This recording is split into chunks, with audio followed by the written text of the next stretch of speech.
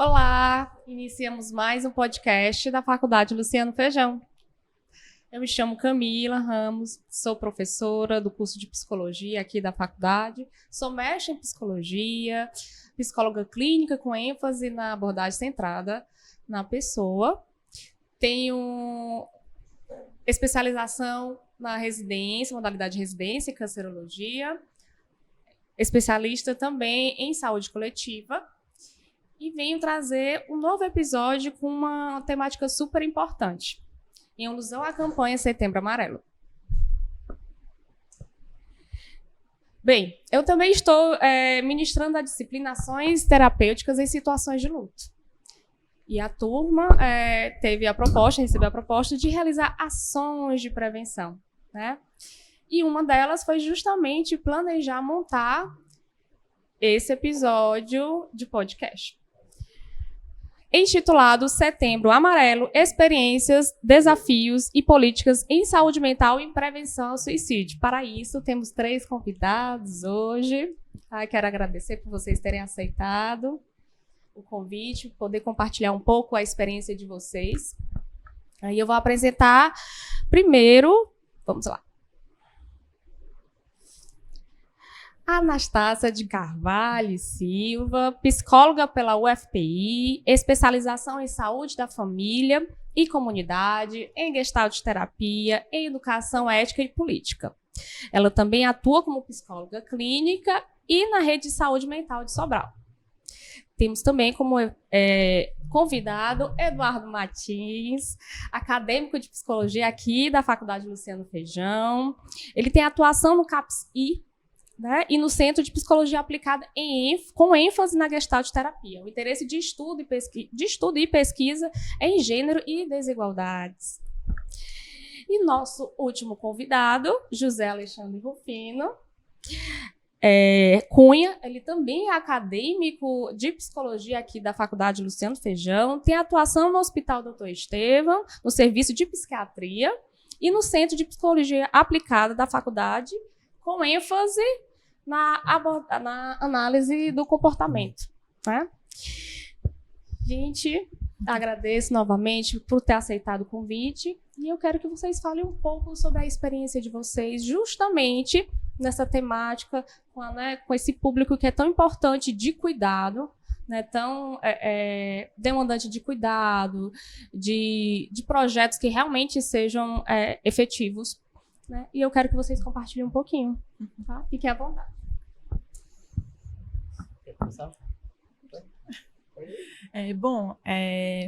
Boa tarde, gente. Eu sou a Anastácia, né, aqui falando. Então, a minha experiência, né, com a prevenção do suicídio, com a temática do suicídio, ela vem desde a graduação, né, na época do meu estágio, assim, eu fazia parte do plantão psicológico, né, lá na minha universidade, além dos atendimentos na clínica, e lá no plantão, quando eu estava, né, nos meus horários de atendimento para o plantão, sempre aparecia gente com ideação suicida, né? Ou que tinha acabado de tentar suicídio, né? E assim, hoje eu penso muito sobre essas práticas de quando eu estava na graduação, né? Com a minha visão de hoje, claro, né? Com as experiências que eu tive e tudo. Mas assim, também logo depois da graduação, eu comecei a trabalhar na assistência social, no CRAS, no interior do Piauí também. Então, e assim, era um município muito pequeno e acabava que a gente acabava sendo profissional referência de saúde mental também, né? Mesmo estando na política de assistência social, né? Então, assim, acabava aparecendo demandas de tentativa de suicídio, de pensamento, né? De ideação suicida, de automutilação. Acabava aparecendo muito, né? Nas escolas do interior também. A gente acabava sendo sempre chamado para estar dando algum suporte nesse sentido, né? Anastácia, é tão importante você compartilhar a tua experiência lá na graduação, né? Justamente veio do plantão psicológico, eu também tenho atuação e experiência no estágio da faculdade, né? Pelo plantão psicológico. E como o plantão psicológico, ele dá ele promove, né, essa possibilidade dessas pessoas também buscarem, né, uma escuta especializada, realmente o cuidado. Né? E também, quando eu me identificando quando você estava falando, né, de atender pessoas que apresentam esse comportamento suicida, né, os autolesionamentos, a ideação, a tentativa. Né? E aí me diz uma coisa, como foi que tu veio aqui para Sobral?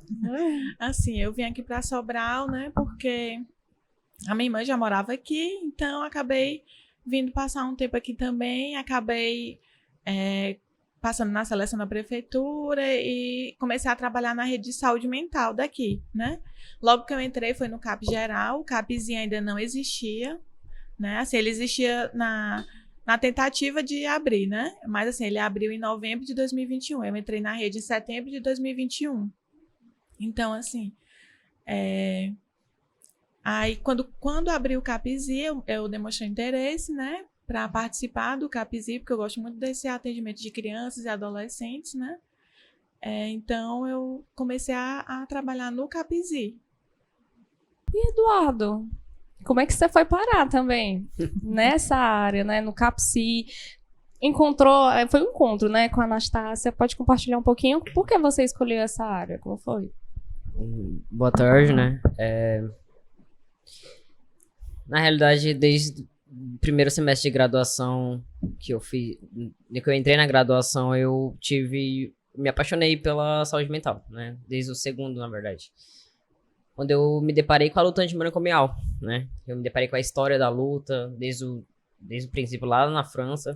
Então, quando chegou os estágios, eu estava muito empolgado, né? Que começaria no estágio 1, que era o supervisionado, né, em ênfase em saúde, e eu optei por CAPS. Eu já tinha estagiado no CAPS geral do IPU, né, que eu morei no IPU por 3 anos, na verdade. E eu fazia o trabalho voluntário lá. Eu ia todos os dias, pude conhecer bastante sobre algumas demandas, sobre como manejar alguns determinados momentos, como fazer visitas, né, visitas domiciliares, também como visita em hospitais. Eu tive essa experiência e aí eu já tinha uma bagagem um pouco do CAPS, falei que queria ir pro CAPS e tinha abrido vaga pro CAPSI. Como a Anastácia falou, ele abriu em novembro, acho que até então só tinha uns 3 estagiários ou 2 lá. Isso, da UFC, a gente só tinha tido estagiários da UFC, né? Da FLF a gente não tinha tido ainda. Quer dizer que você foi o primeiro estagiário. Olha que coisa Até boa. o momento... Não sei se é boa. Eu acredito que foi bom, né? Porque a parceria continua. Até o momento primeiro e único, né? Pois eu comecei o estágio lá em março de 2022, né? Opa, 23. Foi esse ano. Foi em março. Dia 13 de março, isso. Comecei o estágio e eu me deparei com uma coisa que eu gostava muito, que era o tema do suicídio, né? Eu acho que eu tive a experiência de me reconectar com esse tema novamente, para além de experiências, eu diria pessoais, né? Com conhecidos e afins. E conforme eu fui indo pro estágio e vivenciando a demanda gritante em Sobral desse tema em específico, acho que não tem nenhuma palavra pra botar, sabe? Pelo menos no CAPSI mesmo, de adolescente e criança, eu acho que uma das coisas mais impactantes que eu pude vivenciar lá é se deparar com uma criança com alguma ideação ou até mesmo tentativa, né? Conversando com os profissionais de lá, como eles atendem, né? A demanda deles é de 2 anos. É 2? Eu vou botar 2, né? Acho que a coordenadora lá falou pra mim que a criança mais nova que eles já chegaram foi de 2 anos. De 2 a 18, até completar 18. E aí, acho que as crianças mesmo, né, na primeira infância até a segunda, eles são mais demandas neurodivergentes ou demandas com relações à aprendizagem, DI, TEA. E só que acontece uma vez ou outra de se deparar com a demanda da ideação ou com a tentativa, né?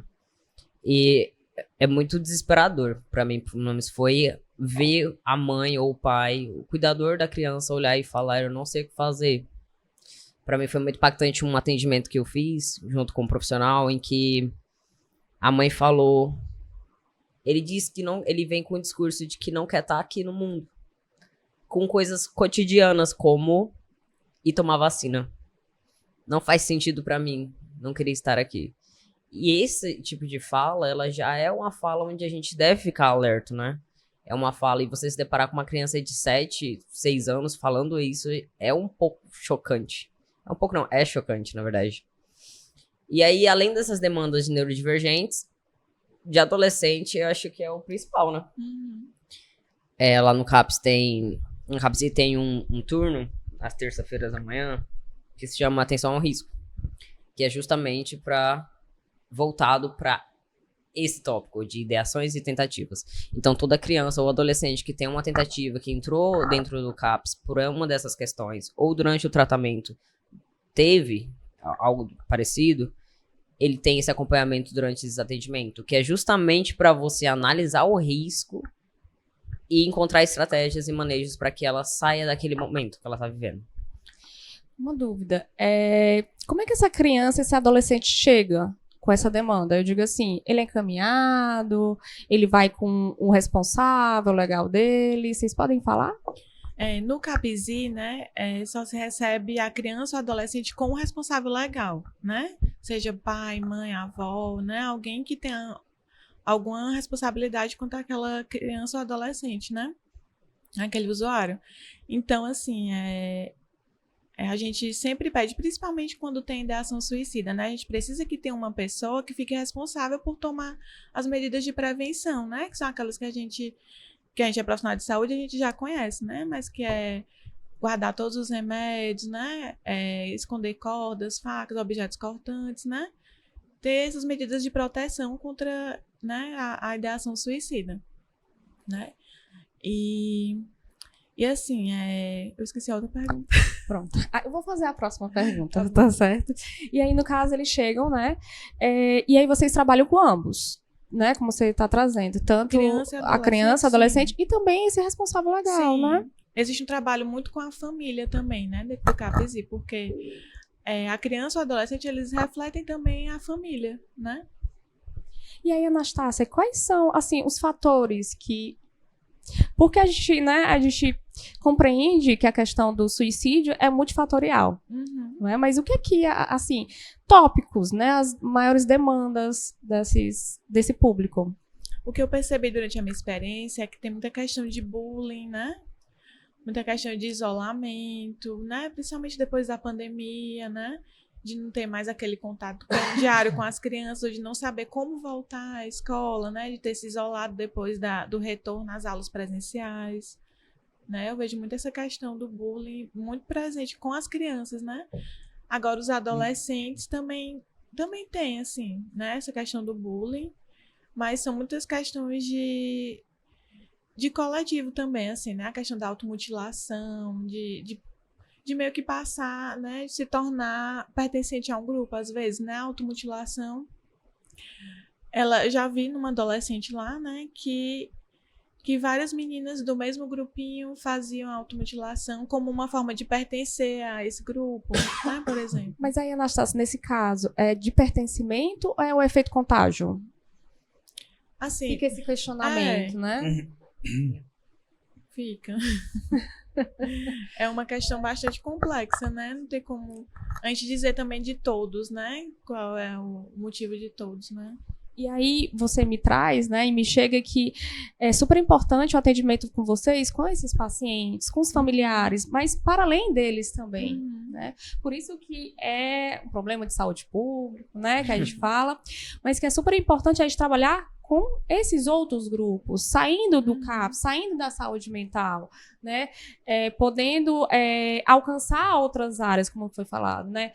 A escola, a comunidade escolar, porque também a gente não fala somente dos professores, mas só da comunidade escolar, os colegas, os outros profissionais, né? O que mais? Os próprios pais, e assim, em outras instituições também. Eduardo, você quer compartilhar outras experiências ou coisas que você acha importante? Sim, agora que você falou sobre os profissionais, né, ter outras redes de apoios na rede em si, né, que aí encaixa com a ação intersectorial, né, que a gente acaba fazendo de serviço. E quinta-feira, semana passada, Foi semana passada, eu acho. Eu fui pra Patriarca, que é o distrito, né, daqui de Sobral, fazer um matriciamento voltado para o Setembro Amarelo, voltado para a prevenção ao suicídio, né? Fui eu a enfermeira e mais outro estagiário da enfermeira, que também faz enfermagem. A gente foi e levou justamente o tópico de como que o posto de saúde de lá, que é um distrito com 2.000 habitantes, máximo 3.000 habitantes, poderia manejar o cuidado com pessoas com tentativas de ideação, né? Eu pude perceber que é uma deficiência muito grande dentro da saúde em si, né? A falta de conhecimento das agentes de saúde, dos médicos, dos enfermeiros, de qualquer profissional que está ali naquele ambiente quando se trata de saúde mental. Porque eu senti muito o psicólogo como um bombeiro ali, né? Uma agente de saúde teve uma fala que foi: quando chega um adolescente, uma criança assim, aí a gente manda psicólogo, né? Só que o posto não tem um psicólogo lá. E aí, naquele momento, eu senti que, nossa, a gente é o bombeiro aqui, vamos apagar esse fogo, né? O bombeiro da saúde mental, né? Sim. Porque é bem específico, né? Sim. A gente vê que as questões de saúde mental na atenção primária, elas são muito voltadas para o psicólogo, né? Ou psiquiatra, né? Os E dois. aí eu fico pensando, né, com a tua experiência, ok, não tem um psicólogo, mas e aí, o que é que eles fazem? Não tem conhecimento. Tá, não tem conhecimento, mas o que fazer? Buscar conhecimento, buscar formação. Claro que ele não vai substituir o psicólogo, mas o que ele pode fazer? O que é que os profissionais das outras áreas, o que eles podem fazer como um manejo, como intervenção, né, que não seja psicológica, é claro, né? E aí temos aqui do lado, né, Nandi? Fala um pouquinho da tua experiência também. Pois é, a minha experiência foi no Hospital Municipal, Dr. Estevão, uma disciplina que era o estágio em saúde. Então, eu fiz em 2 momentos, 2 semestres lá. Primeiro momento, a gente conhecer o funcionamento do hospital, principalmente da ala psiquiátrica, como que os pacientes chegavam ao hospital, como era o fluxo para a entrada dos pacientes, porque como o Hospital Dr. Estevão, ele não é um hospital, ele é um hospital de médio porte, mas ele não é um hospital de porta aberta, ele é um hospital de porta fechada. Então ele só pode receber pacientes que venham encaminhados por outros equipamentos, que são os equipamentos que recebem a primeira demanda, que é os CAPs, a UPA, Hospital Regional, Santa Casa, Hospital do Coração. Esses equipamentos que têm uma demanda de um fluxo, que havendo necessidade de um paciente em sofrimento mental, ele pode ser encaminhado para o hospital, dependendo se tem vaga ou não, eles fazem um acolhimento desse paciente. Então lá só pode entrar através desses equipamentos da rede municipal, e também ele tem uma abrangência também em toda a região norte, em toda a região metropolitana de Sobral, que os hospitais também podem encaminhar pacientes para o Dr. Estevão, para a ala psiquiátrica. Eu achei importante aqui sobre a questão da atenção ao risco, né? E aí, Anastácia, né? Você falou justamente essas orientações que vocês, né, profissionais, dão para os familiares, né?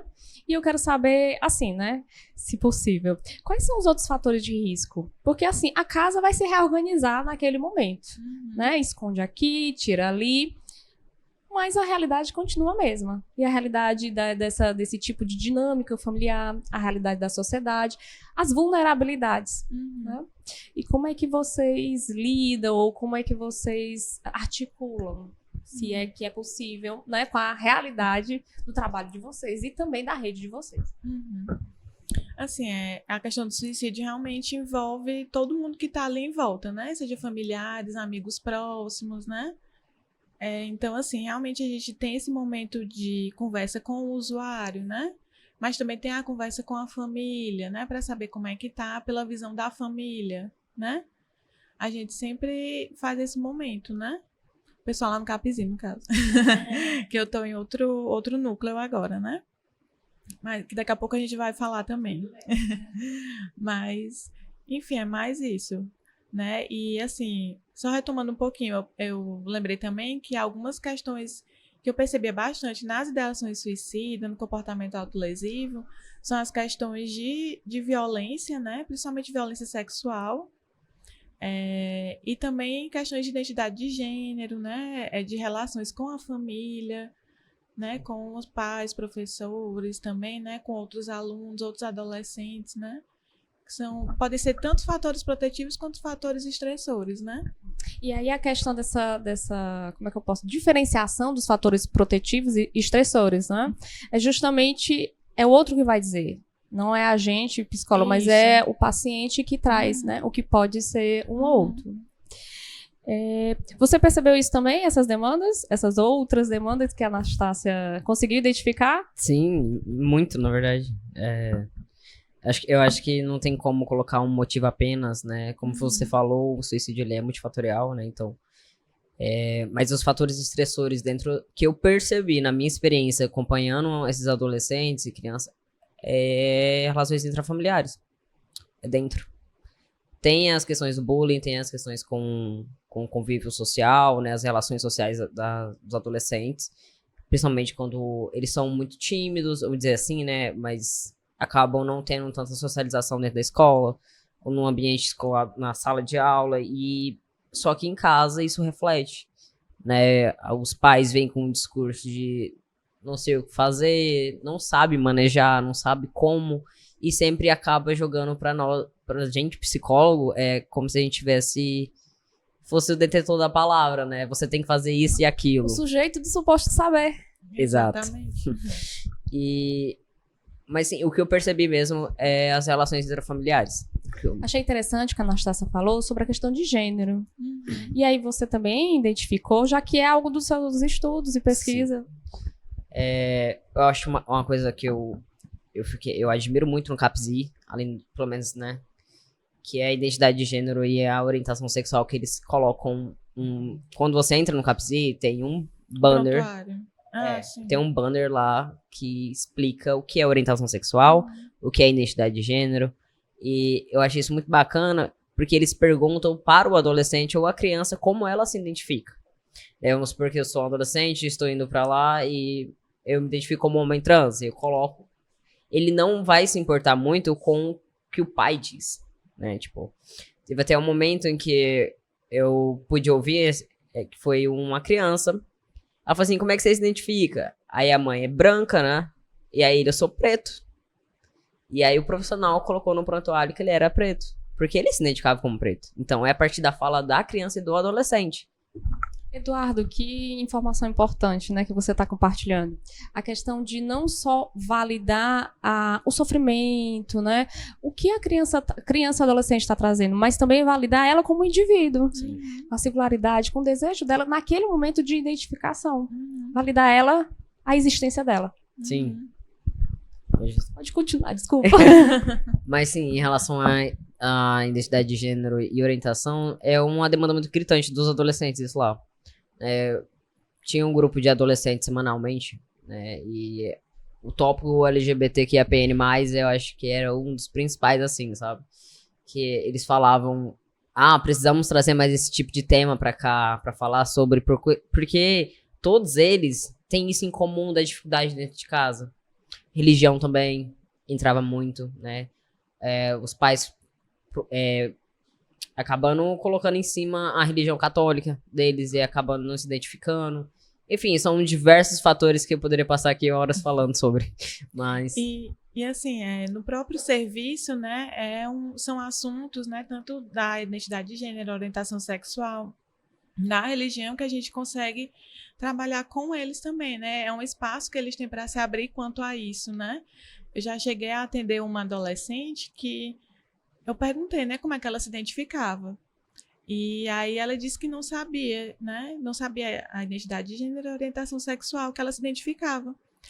Aí eu falei, fulana, vamos tu pode pesquisar em casa um pouquinho, tu tem acesso a isso para pesquisar em casa? Eu também vou pesquisar. No próximo atendimento a gente conversa sobre isso, né?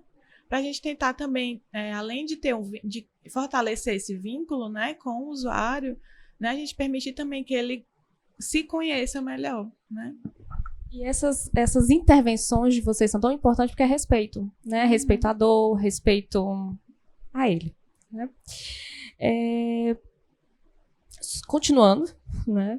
E aí, Nandi, teve algum dessas experiências que também você conseguiu identificar na sua atuação lá no hospital?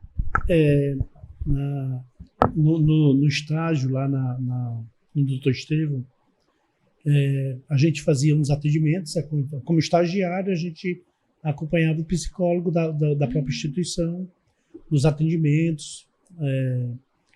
Teve muitas pessoas com tentativa de suicídio lá.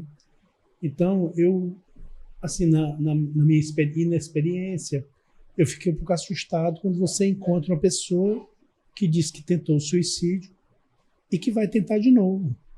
Então, a gente fica assim, pensando como agir nesse momento, né? Foi uma coisa forte que aconteceu comigo lá dentro. E a gente acompanhava os casos lá, as demandas principais. Os psiquiatras lá da própria instituição usavam a parte medicamentosa, né, que a gente fazia, e eles demandavam para a gente algumas conversas, né, algumas orientações para a gente atender os pacientes. E uma coisa importante lá no Dr. Estevão, eles têm um momento lá que eles fazem uma partilha conversando sobre cada paciente. Então, participavam psicólogo, psiquiatra, terapeuta, assistente social, nutricionista, né, educador físico. Então, eles conversavam sobre cada paciente, as demandas, né, a evolução do paciente. Esse foi um momento muito rico, que você aprende bastante. Primeiro você ouvir também os psiquiatras e sentir, porque eu tinha uma ideia de que os psiquiatras, eles têm um pouco de superioridade, porque eles são uma médicos. Distância uma deles. Distância, mas sentir eles respeitando os psicólogos, ouvindo, né? Eu achei uma parte importante disso. Isso é tão importante, né, Nandi, que você também está trazendo essa desmistificação dessa relação entre o psicólogo e o psiquiatra, né? Porque algumas pessoas, como você, primeiramente, né, pode imaginar que o psiquiatra naquele, né, no seu altar, no seu lugar, e aí você está trazendo que não, existe uma troca, e não só entre essa dupla, como também dos outros profissionais que também são importantes, né, nesse cuidado com esse paciente. No cuidado ao paciente.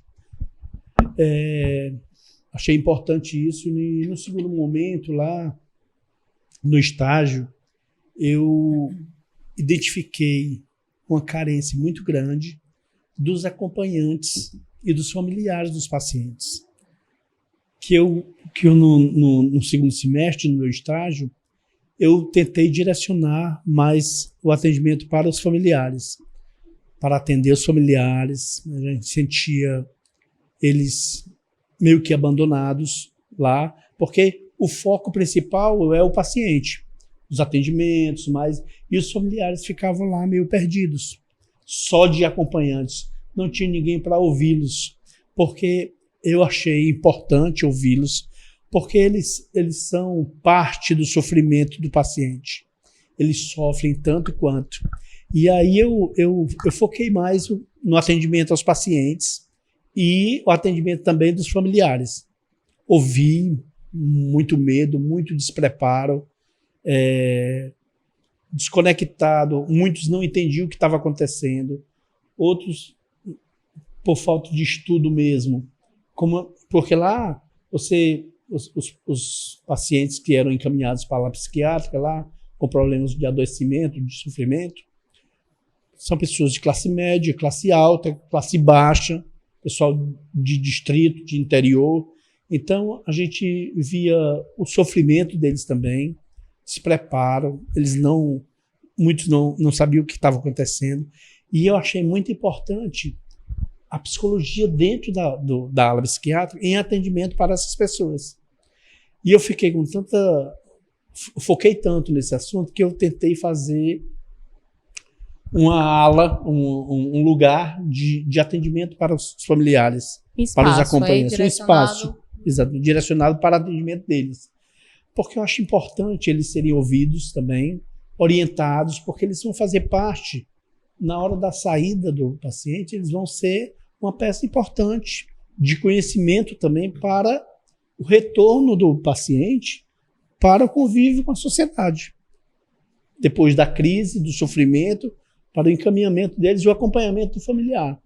A gente tentou fazer isso lá, eles copiaram a ideia lá de fazer um plantão psicológico lá, mas eles fizeram também que havia também a necessidade dos próprios profissionais lá de dentro de um atendimento psicológico. E eles botaram lá um plantão psicológico para o atendimento dos funcionários, né? E eu achei importante e continuar nessa luta para um espaço também para atendimento dos familiares. Olha que interessante, Anastácio. Voltamos para o plantão psicológico inicialmente, né? E foi muito legal, né, de que você está compartilhando com a gente nesse momento, é que lá o direcionamento do cuidado é com os pacientes, né? Que estão em caso grave, né? Mas aí você viu essa demanda. E os acompanhantes? E esses familiares acompanhantes, né? Eles podem ser atravessados também por esse adoecimento, pelas tentativas, né? É um fator de risco também. E você viu essa necessidade, levou o projeto. Inicialmente o projeto não foi tão para frente, mas ele foi redirecionado, como você está dizendo. Então teve um redirecionamento. Isso. Que foi os profissionais da área da saúde mental. Olha que interessante. Profissionais da área da saúde mental precisando também de cuidado mental? Sim. Né, que é super importante. Justamente a gente que cuida, né, de outras pessoas, precisamos ser cuidados. Então isso é mais uma reafirmação de que todos nós precisamos estar se cuidando também. Tá certo? Eu acho interessante o que você falou. Duas coisas para pontuar. Primeiro, a fala sua que você disse, que é a pessoa tentou o suicídio e ela disse que iria tentar de novo.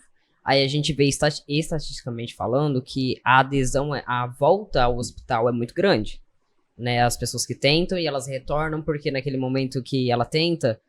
E aí entra no que você falou sobre o despreparo dos familiares e de como manejar e cuidar o após a tentativa, né? Eu acho que é um tópico muito sensível, né?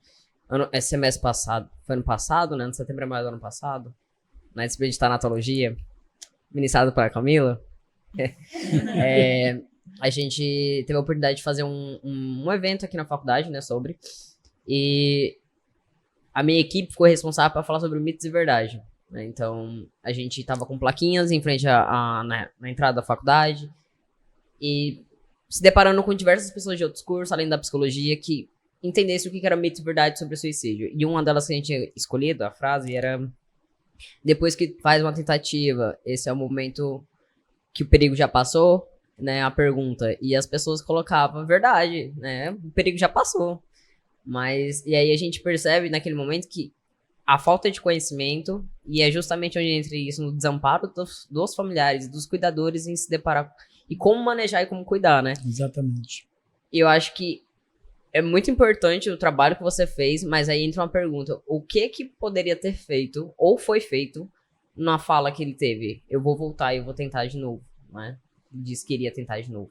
O que os profissionais naquele momento da doutora Estevão, enfim, que estavam ali, pôde fazer, orientar ou de alguma forma nessa situação? Bom, é uma situação delicada. Sim. Essa pessoa especificamente, ela já era recorrente, entendeu? Então ela era acompanhada pelos CAPs, né? Eles dão um direcionamento, os CAPs. Geralmente essas pessoas já são tratadas pelos CAPs, são com medicamentos e tal. Então é reforçar com a equipe, porque lá no hospital, toda semana ia uma equipe do CAPs para acompanhar os pacientes que estavam lá. Eles participavam dessa roda de conversa, desse diagnóstico de cada paciente, para saber a evolução dele, como é que ele foi tratado, o que ele estava tomando, qual era o direcionamento que estava andando. Então, quando eles têm a alta, o pessoal do CAPS, né, é distribuído, eles acolhem lá no CAPS de novo e fazem um acompanhamento dessa pessoa. Continuidade do cuidado, né? Exatamente. Porque quando receber esse alta hospitalar, quem vai continuar acompanhando é o CAPS e as outras... E essas pessoas têm que ter um cuidado mais especial, porque é uma pessoa de ideação mesmo. Né? E aí, retornando ao que o Eduardo falou sobre a disciplina, né? Sobre a ação, a minha ideia justamente da ação do ano passado e desse ano não é só vestir a camisa amarela da campanha Setembro Amarelo, mas justamente para que os alunos entrassem em contato, tivessem esse movimento, essa autonomia, principalmente iniciativa, né? Uma postura ativa referente a essa temática, que eles pudessem estudar, entrar em contato e elaborar ações de educação, de prevenção para poder alcançar esses outros alunos, né, dos outros cursos. É tão importante, Eduardo, porque os mitos e verdades, eles estão disponíveis no Google e cartilhas, mas nem todo mundo tem acesso ou interesse, porque, enfim, acredita a vida, ou acredita que isso não vai atravessar a sua trajetória, mas em algum momento pode vir a atravessar, né? Eu quero que vocês falem mais um pouquinho sobre a atuação de vocês. Tem o PTS, tem as prevenções, não foi isso? Isso, o PTS é o Projeto Terapêutico Singular, né? Que ele é feito dentro de cada CAPS, né? Dos CAPS que a gente tem aqui no município, né? Que é o CAPS Geral, CAPS AD e CAPS Infantil Juvenil, né? E assim, é perceptível que também em todos esses CAPs tem usuários com tentativa de suicídio, né? Não é só no CAPS geral, nem no CAPS-I, no CAPS AD também, né? Então, assim, esse PTS, ele é construído junto com o usuário, né? Junto com o usuário e a família do usuário, né? A gente vê o que está acontecendo, qual a demanda desse usuário, né? O que pode ser feito, né? A gente tenta pensar junto com eles, né? Tenta dar possibilidades que eles talvez não tenham pensado ainda, né? E também, dentro do PTS, a gente faz articulações, né, intersetoriais, seja com escola, com assistência social, né, como os CRAs, CREAS, se estiver passando por algum tipo de violência, né, estiver sendo acompanhado, ou conselho tutelar, né. Enfim, o que for necessário, a gente tenta articular, né. Interessante. É trabalho em rede, Isso. né? Trabalho em rede, que chega até no Dr. Estevam também, né, no hospital. E realmente esse movimento, né, não falo cobrir o paciente, mas que ele possa ter, né, esse cuidado ampliado, né? Aí eu descobri recentemente, tá? Porque eu não sou de Sobral, gente, então, mas foi algo que chegou e eu achei muito interessante que me falaram, né? Sobre o Núcleo de Atenção e Prevenção ao Suicídio aqui em Sobral. Eu achei tão interessante esse núcleo, mas eu não tinha tanto conhecimento até que eu descobri que a Anastácia, né, Anastácia? Você pode explicar um pouquinho? O NAPS, ele é o Núcleo de Atenção e Prevenção ao Suicídio, né? Atualmente eu estou como articuladora desde julho, né? Eu já tinha feito parte dele antes, quando ele era integrado mais aos CAPs, né? Tinha profissionais dos 3 CAPs participando. E quando eu estava no CAPS Infantil Juvenil, eu participei também, né? A gente realizava estratégias de monitoramento das tentativas de suicídio e de autópsia psicossocial, né? Que é relacionada ao óbito por suicídio. O monitoramento continua, né? Essas estratégias de cuidado continuam atualmente, né? Mas a gente está sem profissionais dos outros CAPs, né? Estou somente eu, por enquanto. O monitoramento ele se dá através da notificação, né, que é pela ficha de tentativa de suicídio, que é preenchida pelos serviços de saúde aqui de Sobral, né, de notificação compulsória, né. Então eles preenchem a ficha tanto do SINAM, né, de violência autoprovocada, quanto a ficha do município, né. Ela foi criada há alguns anos já, o NAPS também existe há alguns anos, também, né. Ele vem com essa nuance de tentar monitorar mesmo, né? De ter dados estatísticos, né? Sobre Sobral. Né? Já que Sobral, nos hospitais, na UPA, atende também em regiões circunvizinhas, né? Mas essa ficha é só para as tentativas ocorridas em Sobral e nos distritos, né? É interessante que você fala da ficha, porque eu descobri recentemente que essa ficha é para todos os serviços de saúde do município em geral. CPA, SPA, todos. Então, se chega uma pessoa aqui no CPA com tentativa ou com ideação, algo do gênero que a gente atendeu, a gente deve notificar. é obrigação, mas não acontece, né? Mas enfim. É isso que eu também fiquei repensando, que eu até falei no comecinho, né? Que eu repensei as coisas na minha graduação também, porque mesmo que na minha cidade não existisse essa ficha municipal, mas existia a ficha do Sinan, né? Então, assim, na minha época de graduação, eu também não tinha conhecimento sobre essa ficha, que eu tinha que preencher essa ficha, né? Ou que o meu supervisor tinha que preencher, né? Então, assim, foi coisas que eu fui descobrir na vida profissional mesmo. Né? Enfim, e voltando ao monitoramento. Esse monitoramento, atualmente esse ano, né, ele está se dando por meio da ficha digital, do sistema digital de notificação. Antes a ficha era física, né? Os profissionais tinham que preencher a ficha física e foi criado o sistema digital, né? Algumas unidades foram migrando aos poucos, né? A gente sabe que nem todas as unidades têm acesso também ao computador, né? Todos os profissionais têm acesso a um computador logo ali, né? Mas a gente tenta ao máximo fazer com que essa ficha vire digital mesmo, né? Até quando eu recebo uma ficha física, eu coloco ela no sistema, né? Coloco com o nome da pessoa que notificou mesmo, né? Não o meu. E, enfim, aí eu recebo essa ficha. E a questão, só te cortando, né? A questão da digitalização é justamente o acesso para toda a rede. É isso? Dessas informações? Que algo de papel pode ser, enfim, perdido. É isso? Assim, ou tem outras o objetivo né? maior de ter sido transformado digital era porque a ficha física demorava, às vezes, um pouco, né? Para chegar, às vezes, dias, às vezes até semanas, né? Porque passava pela vigilância epidemiológica e depois chegava na atenção psicossocial, né?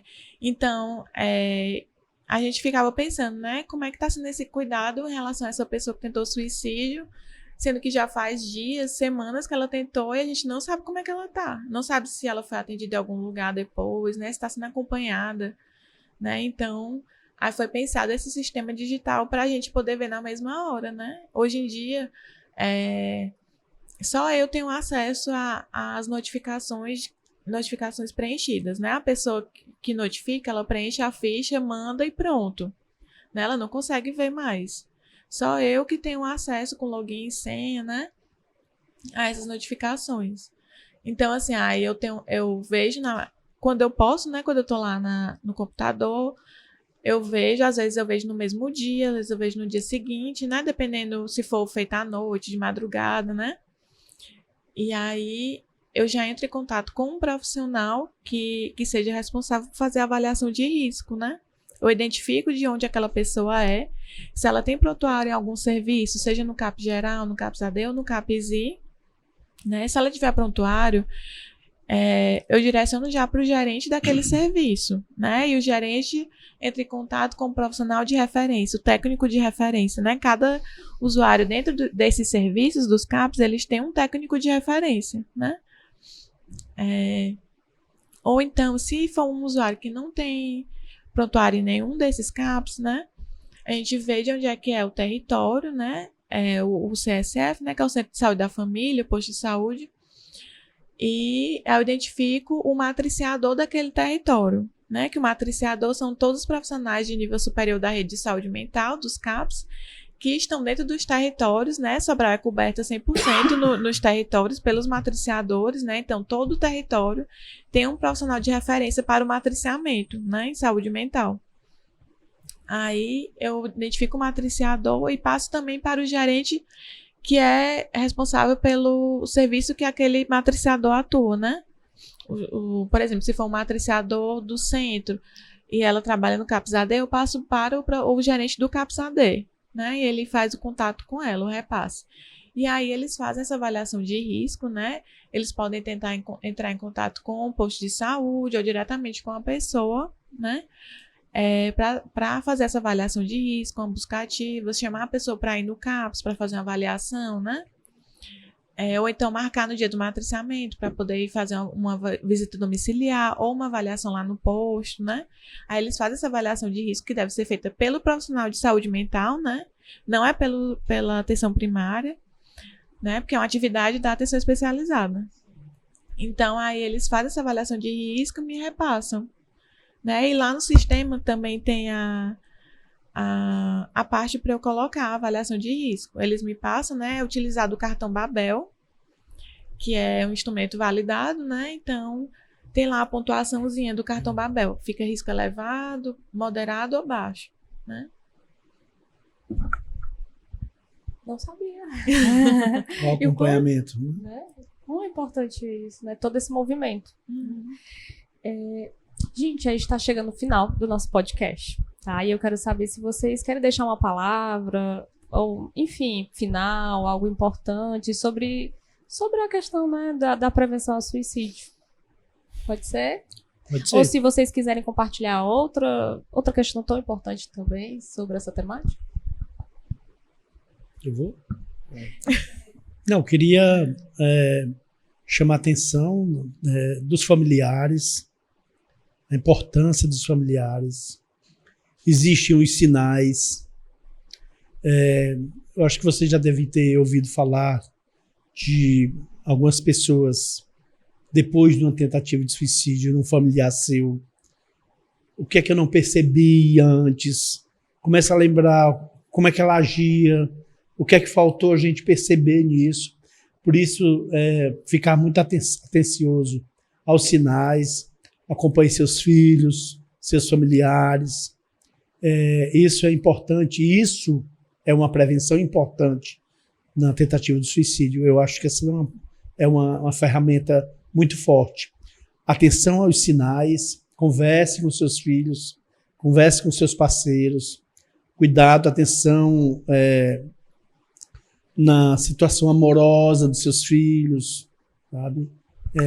A questão do diálogo, né? Do diálogo, que a gente ouvir, possa ter conversar. Sim, essa rede de suporte, mas que as realidades são inúmeras, né? Então, tem pessoas que não têm esse suporte, não têm esse diálogo em casa, mas principalmente também dizer que não utilizar isso dos sinais como se autoculpabilizar pelo que aconteceu, né? A questão dos sobreviventes e lutados por suicídio. O que foi que eu não vi? Né? Tava dentro da minha casa, tava algum sinal, alguma coisa atravessou. Porque essa questão do o que eu não vi, eu deixei passar, também pode gerar um adoecimento psíquico dos familiares. Uma coisa importante que eu esqueci de comentar, no hospital, quando você conversa com os familiares, você sente uma culpabilização deles. Eles se sentem um pouco culpados de não ter percebido, de não ter acompanhado. Por isso que eu dei ênfase a isso. E é super importante, como você mesmo falou, né, Nandi, no começo, que você identificou essa necessidade de ouvi-los, né, dele ter esse espaço de fala também. Eu tenho muita crítica sobre isso, mas vou me abster. O momento é aqui. Vamos deixar para outro, vamos deixar para outro episódio, né, tem que ser do um episódio podcast. só para as críticas, só para as problematizações. Sim, mas eu acho que falaria para validar sentimentos. Só isso.